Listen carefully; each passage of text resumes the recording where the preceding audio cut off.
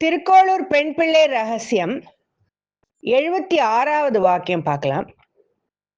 நீரில் குதித்தேனும் கணபுரத்தாளை போலே. இந்த திருக்கோளூர் பெண் பிள்ளை அப்படிங்கிறவ ஒரு தயிர் விற்கிறவ. அவ திருக்கோளூர் அப்படிங்கிற ஒரு திவ்ய தேசத்திலேருந்து வெளியில போறா. அந்த ஊர்ல வாழ்ந்துட்டு அவ வெளியில போறா. அவ வெளியில போகும்போது ஸ்ரீ ராமானுஜர் அந்த ஊருக்குள்ள வரார். அவர் இந்த தயிர் விற்கும் பெண்மணிக்கிட்ட எல்லாரும் ஒரு திவ்ய தேசத்துக்குள்ள வரணும்னு முயற்சி பண்ணுவா. ஆனா நீ என்ன இந்த திவ்ய தேசத்திலேருந்து வெளியில போற அப்படின்னு சொல்லி கேட்கும்போது அவ 81 வாக்கியங்களை சொல்லிட்டு, அந்த வாக்கியங்கள்ல அவ யாரை பத்தி சொல்றாளோ அவளுக்கு இருக்கிற குணம் எனக்கு இல்லை, அவ மாதிரி நான் பக்தி பண்ணல, சேவை பண்ணல அப்படின்னு சொல்லிட்டு எனக்கு இந்த ஊர்ல இருக்கிறதுக்கு தகுதி இல்லை அப்படின்னு சொல்லிட்டு வெளியில போற மாதிரி இந்த 81 வாக்கியங்கள் வருது. இதுல சிலது ராமாயணத்திலேருந்து, சிலது மகாபாரதத்திலேருந்து, சிலதுல ஆழ்வார்களோட சரித்திரத்திலேருந்து இவ சொல்றா.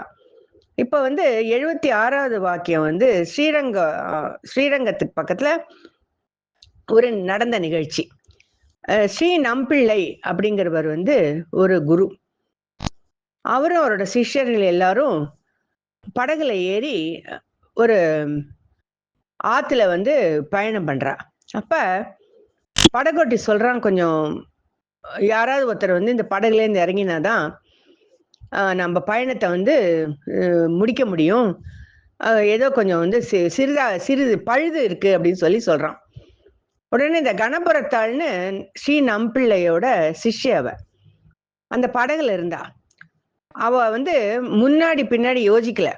இந்த மாதிரி படகோட்டி சொன்ன உடனே நம்ம குரு தான் வாழணும், நம்ம இருந்து என்ன பிரயோஜனம், நம்ம தண்ணிக்குள்ள குதிச்சு போனா கூட பரவாயில்ல, குருவை காப்பாத்தணும் அப்படின்னு சொல்லிட்டு தண்ணிக்குள்ள குதிச்சு விடுறா. தண்ணிக்குள்ள குதிச்ச உடனே அந்த படகு அந்த சரியான நிலைக்கு வந்துடுத்து. எல்லாரும் அந்த அந்த பக்கத்து கரையை அடைஞ்சு விடுறா. அப்ப இந்த ஸ்ரீ நம்பிள்ளை ஸ்ரீரங்கம் கோவிலுக்கு போகணும். ஸ்ரீரங்கத்துக்கு தான் வந்திருக்காரு அவரு. அப்ப இந்த கணபுரத்தாள் இந்த மாதிரி செஞ்சுட்டாளேன்னு சொல்லிட்டு அவளை தேடலாம், அவ இருக்காளா, அவளோட நிலைமை என்ன அப்படின்னு பார்க்கலாங்கும் போது ரொம்ப சந்தோஷமான விஷயம் என்ன அப்படின்னா, இந்த கணபுரத்தாள் தண்ணிக்குள்ள விழுந்தா கூட அவ சாகல. நிறைய ஒரு புல் இருக்கிற இடத்துலதான் அவ விழுந்திருக்கா.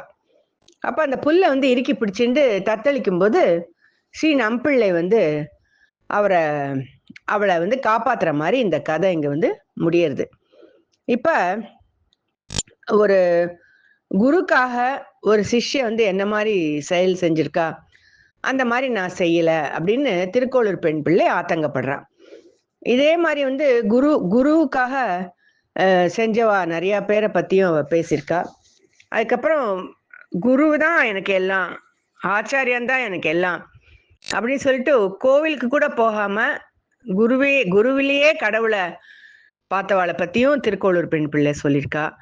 அதுக்கப்புறம் கல்லுல கடவுளை பார்த்து கல்லுங்கிறது நம்ம தெய்வ சிலைகள், அந்த சிலைகளுக்குள்ளேயே கடவுளை பார்த்த மாதிரி ஒரு வாக்கியம் வருது.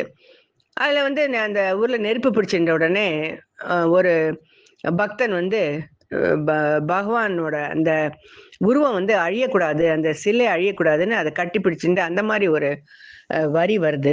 அதனால மொத்தமா நம்ம 81 வாக்கியங்களையும் சிந்திக்கும் போது வைஷ்ணவ சம்பிரதாயத்துல இருந்த ஒவ்வொரு ஆழ்வார்கள், அவர்களோட முயற்சி, அதை பத்திலாம் நமக்கு நிறைய விவரங்கள் கிடைச்சிது. இப்ப இந்த 76வது வாக்கியத்தை அவ முடிச்சுட்டு அடுத்தாப்புல 77வது வாக்கியத்துக்குள்ள அவ என்ன சொல்ல போறா அப்படிங்கிறத நம்ம பார்க்கலாம்.